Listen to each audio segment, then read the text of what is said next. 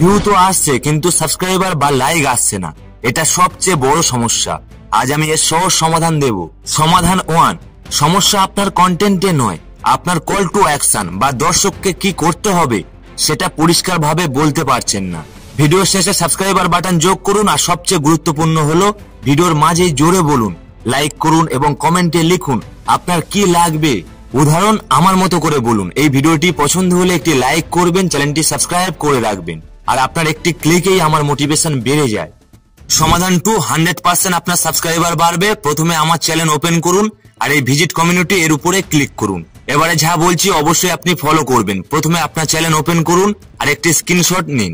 তারপরে এখান থেকে আপনার চ্যানেল লিংক নিন আর এখানে গিয়ে পোস্ট করুন আর লিখুন সাপোর্ট চাই।